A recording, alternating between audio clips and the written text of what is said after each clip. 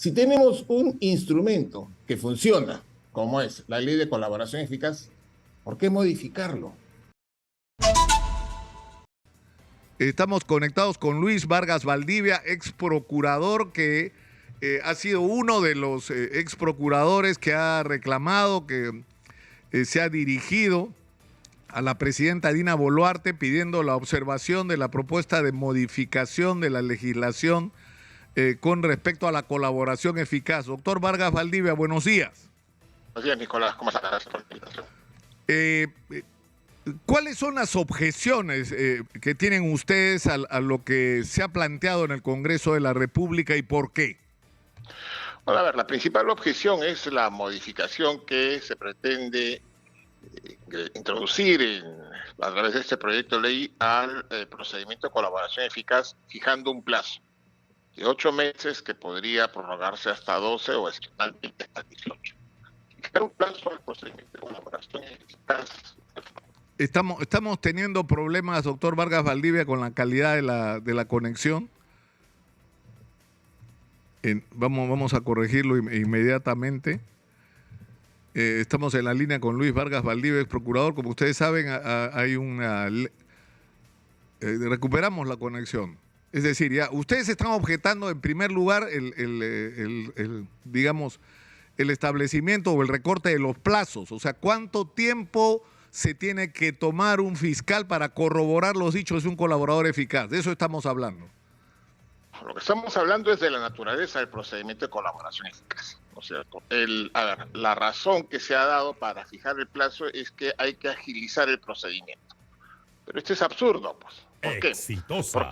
Porque estos procedimientos de colaboración están dirigidos básicamente, ¿no es cierto?, a combatir criminalidad organizada. Este es un instrumento que ha demostrado desde su creación en el año 2001 aproximadamente, que ha sido eficaz para luchar contra organizaciones criminales, mega organizaciones criminales, casos Fujimori, Montesinos y todos los casos de corrupción y además otros delitos que hemos visto. ¿En qué consiste básicamente el proceso de colaboración eficaz? No solo en el tema de la información que pueda dar el que pretende acogerse a los beneficios de colaboración eficaz, sino sobre todo a acreditar esa información, generar medios probatorios que puedan ser utilizados en los procesos que se han iniciado a fin de poder, pues, obtener sentencias, ¿no es cierto?, favorables, a fin de esclarecer los hechos. A ver, si fijamos un plazo de 8 o 12 meses para verificar la colaboración eficaz, resulta absurdo. ¿Por qué? ¿Cuál es el plazo de los procesos de criminalidad organizada? 36 meses en investigación preliminar, 36 meses en investigación preparatoria. ¿Qué sentido tiene fijar 12 meses, ¿cierto?, en este procedimiento de colaboración eficaz cuando la finalidad del mismo es obtener información veraz, objetiva, útil, ¿no es cierto?, para ser utilizada en estos procesos? Ya, entonces, ¿cuál debería ser el plazo entonces? ¿El mismo que el de la duración? El propio se ha fijado pues precisamente por la utilidad de este proceso de colaboración eficaz. Esta información, ¿dónde la va a utilizar el fiscal? Estos medios probatorios, en los procesos penales que están ya abiertos.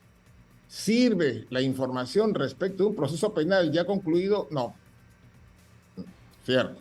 Además, el proceso de colaboración eficaz tiene toda una metodología. Por ejemplo, hay casos en los que hay que recurrir a lo que es la colaboración internacional. Por ejemplo, en los casos Fujimori y Montesinos se logró repatriar $240 millones gracias a ¿qué? A información de colaboradores que fue verificada utilizando para ello la cooperación judicial internacional. Recordará usted, por ejemplo, que se tuvieron que cursar cartas rogatorias a Suiza para verificar la información, ¿no es cierto?, corroborarla, utilizarla en las autoridades judiciales acá del país y dictar las órdenes de incautación y luego ejecutarlas nuevamente en Suiza. ¿Cuánto demora el trámite de una carta de cooperación judicial? 8 meses por lo menos. O sea, entre lo que va y viene, se venció el plazo de investigación. No tiene sentido. Caso Toledo. ¿Cuál fue el elemento probatorio principal para tenerlo al expresidente ahora procesado? No solo la declaración del señor Baima, sino las pruebas que él ofreció a la fiscalía al momento de su declaración. ¿Dónde le tuvieron que tomar la declaración? En Israel. Los fiscales tuvieron que viajar a Israel a tomarle su declaración. ¿Cuánto demoró el trámite para que precisamente esta diligencia pudiera llevarse a cabo? 8 meses, por lo menos, 8 meses, un año. Entonces, hay que tener en cuenta la naturaleza de cada proceso, de cada procedimiento. Por ejemplo, los casos de Caracol, ¿no es cierto?, que dio lugar al proceso de los cuellos blancos. ¿Cuánto ha demorado finalmente el proceso de verificación de los principales implicados que se acogieron a colaboración eficaz? Más de 2 años. Y esa información ha sido útil, ha sido utilizado debida y adecuadamente en los demás procesos. Sí. Entonces, poner un plazo de 8, 12 meses o 18 meses no tiene sentido. A ver, si tenemos un instrumento que funciona, como es la ley de colaboración eficaz, ¿por qué modificarlo? O sea, en todo caso, yo admitiría modificar para mejorar, ¿no es cierto?, el procedimiento. Pero ¿se mejora reduciendo el plazo? No.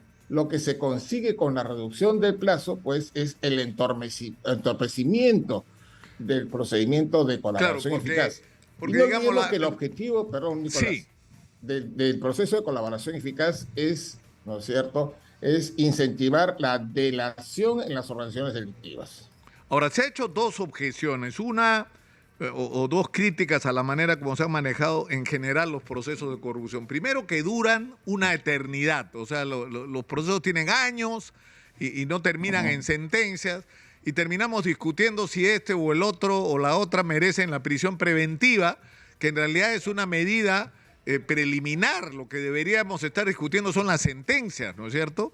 Entonces, hay una primera crítica a la demora en los procesos. Pero lo segundo es el tamaño de los beneficios. Es decir, un empresario como Graña, que está metido hasta parte de lo que sabemos, porque hay muchas otras cosas que seguramente ocurrieron que no nos hemos enterado, pero que ha producido un enorme daño a la sociedad peruana. Entonces se acoge a la colaboración eficaz, su empresa se acoge a la colaboración eficaz, el señor no va preso, paga una reparación que en comparación con su fortuna familiar, digamos, es un golpe, pero que no lo puedan sobrellevar y la vida continúa. Entonces la pregunta es si ese es un mensaje correcto. Exitosa. Que nos ayude a corregir lo que nos está pasando, que la corrupción de unos es reemplazada por la corrupción de otros. O sea que la corrupción es un mecanismo que sigue funcionando y que no nos hemos logrado librar de él.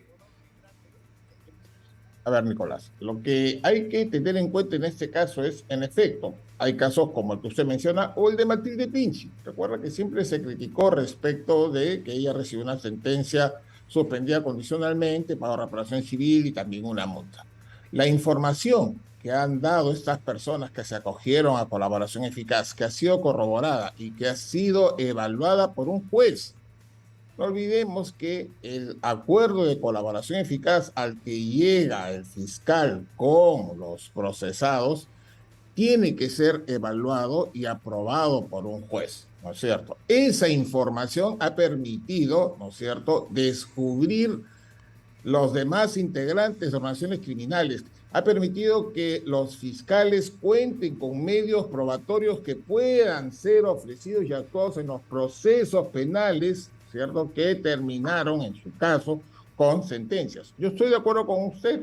Yo he sido uno de los principales críticos y con usted he conversado mucho respecto, por ejemplo, de estos megaprocesos y el ansia de algunos fiscales de armar megaprocesos.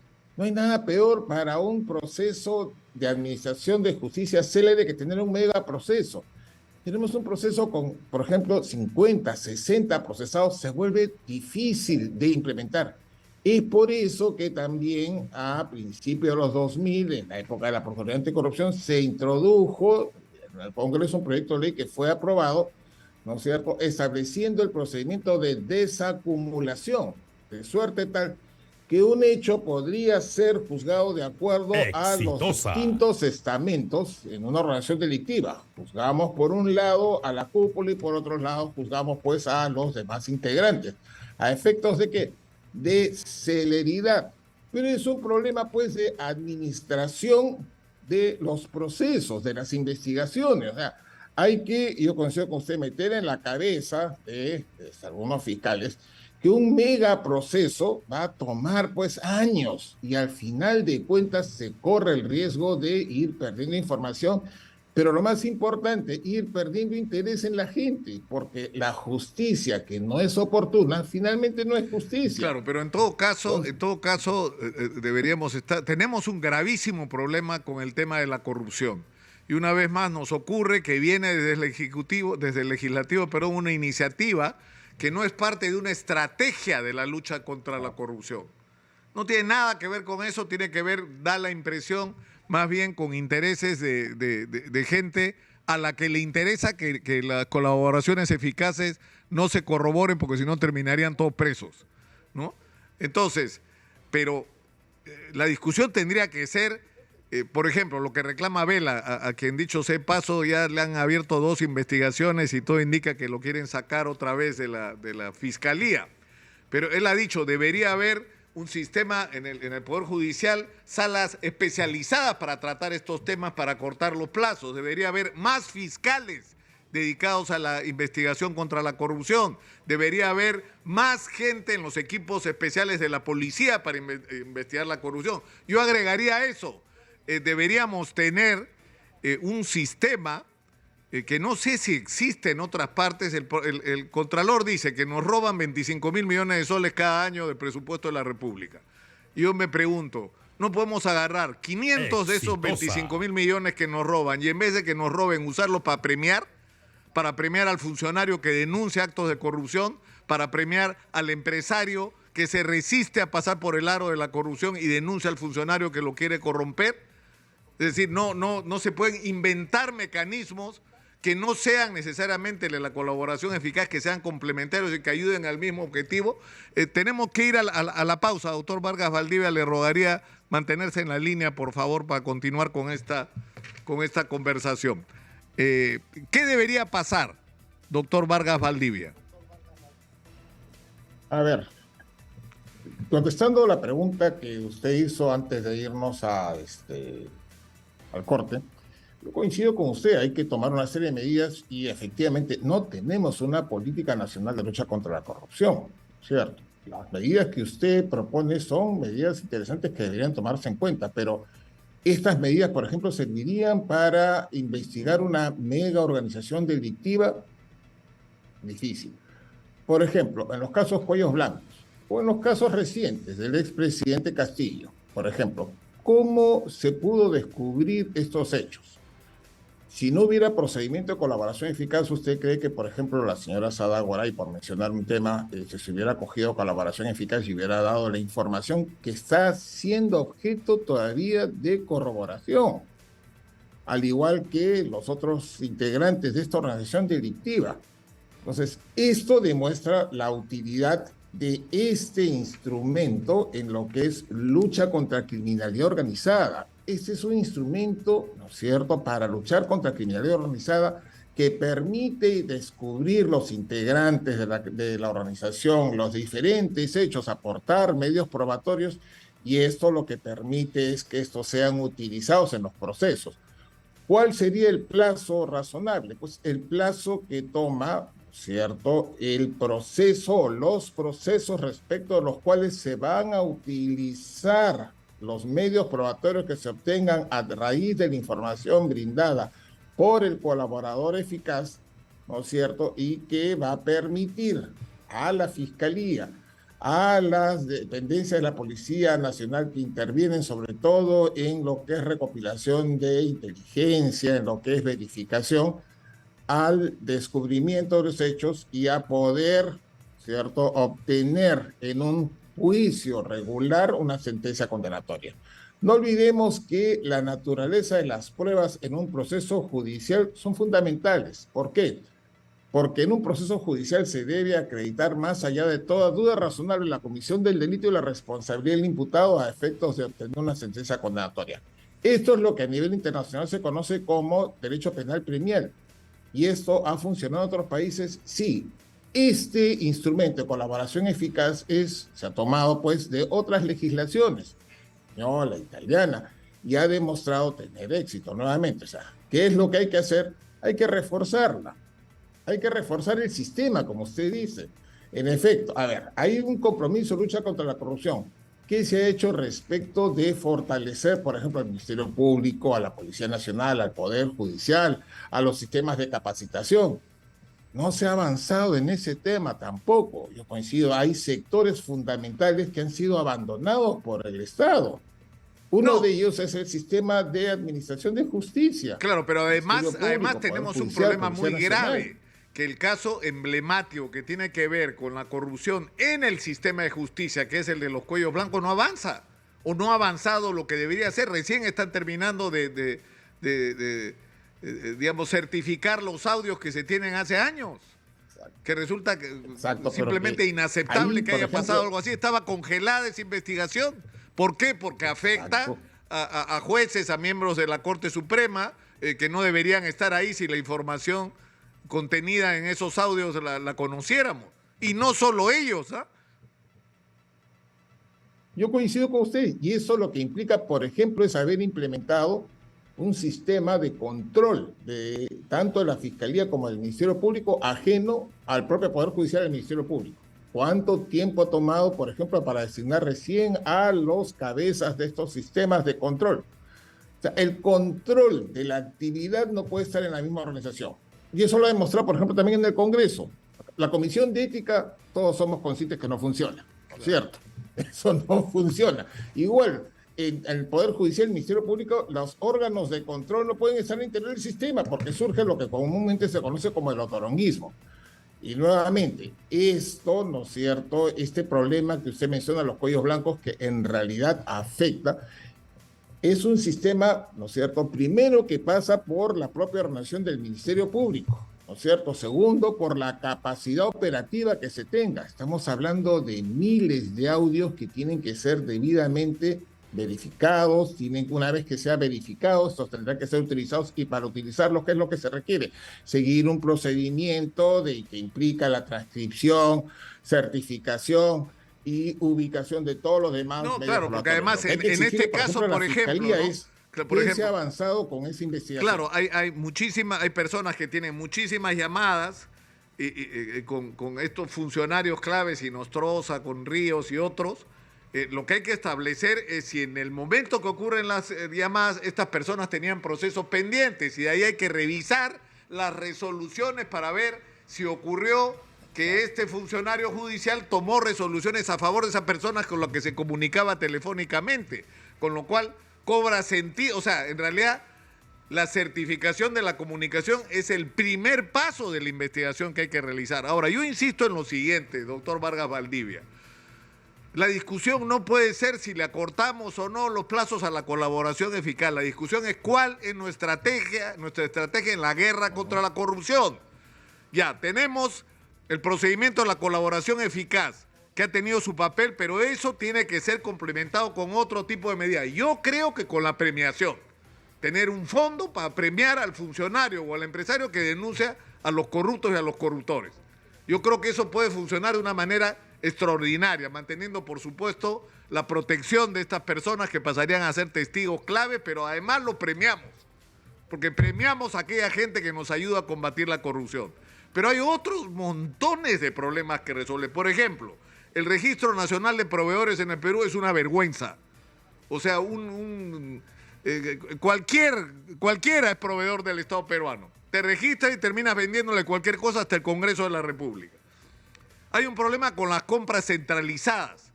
O sea, ¿por qué? Y lo de las mascarillas fue grotesco. La policía aérea compraba mascarillas. Las mascarillas tenían que hacer, o sea, hay compras que tienen que ser centralizadas porque no solamente es más eficiente para controlar la calidad y conseguir mejores precios, sino para controlar la corrupción. En tercer lugar, todo lo que es obra de gran infraestructura tiene que ser hecho por un solo organismo, uno solo, como en otros países del mundo, que te garantizan lo mismo: mejores precios, supervisión contra la corrupción y eficiencia. Y por último, el tema de los puestos de confianza. 5% de los funcionarios del Estado peruano son nombrados a dedo. Y los funcionarios que se nombran son los que deciden qué se gasta, qué se compra, o sea, son los que deciden qué se hace con la plata. Y ahí está concentrada la corrupción. Entonces hay que reducir a lo mínimo indispensable los puestos de confianza e imponer la meritocracia, que quien dirige el organismo es más calificado para hacerlo, no el que puso, el que entró al gobierno. No importa qué ideología tenga la persona que dirija salud, tiene que ser el mejor para dirigir un organismo como salud, y eso vale para todas las instituciones públicas. Eso deberíamos estar discutiendo, doctor Vargas Valdivia, y no esto.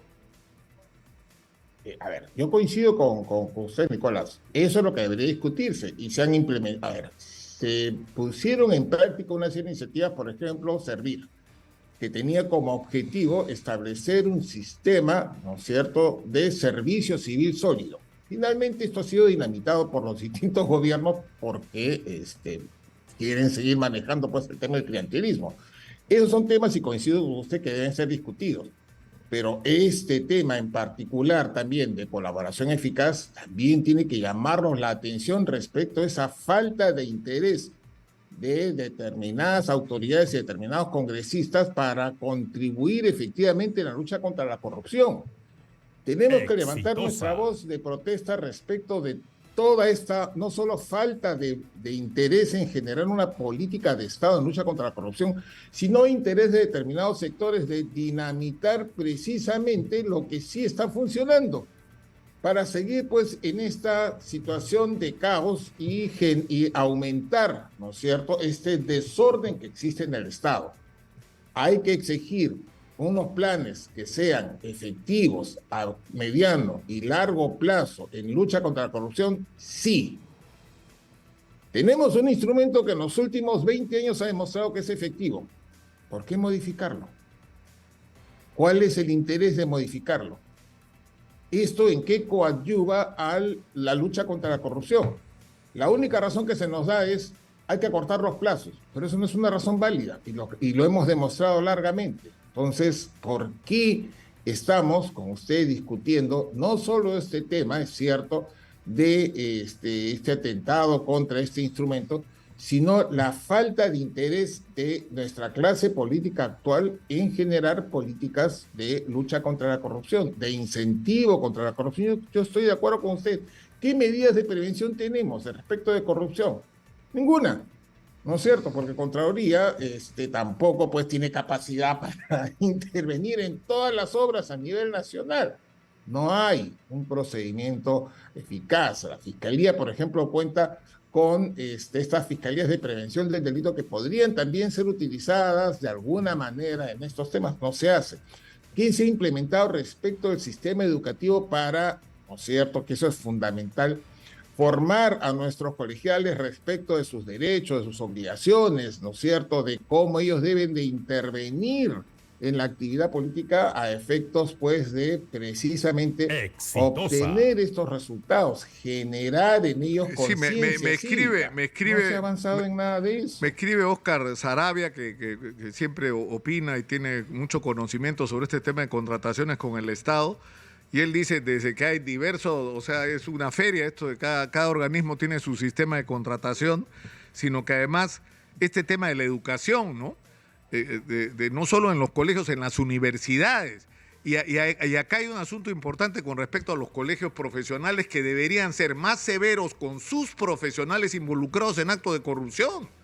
O sea, si hay abogados que cumpliendo papeles o como abogados que terminan siendo parte de las redes de corrupción o como funcionarios judiciales realizan inconductas o están involucrados incluso en actos de corrupción, tienen que ser expulsados y no ser recibidos nunca más. O sea, hay que marcar una línea muy clara, igual con las otras profesiones, ¿no?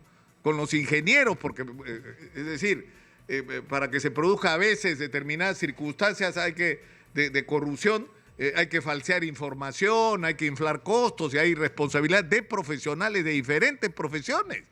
Tendrían que ser sancionados ejemplarmente también por sus colegios. Es decir, acá tenemos que estar involucrados todos, pero lamentablemente lo que estamos discutiendo es cómo acortamos los plazos para que algunos se salven de las consecuencias de las corroboraciones de esas colaboraciones, ¿no? En fin, yo le agradezco mucho, doctor Vargas Valdivia, por habernos atendido esta mañana.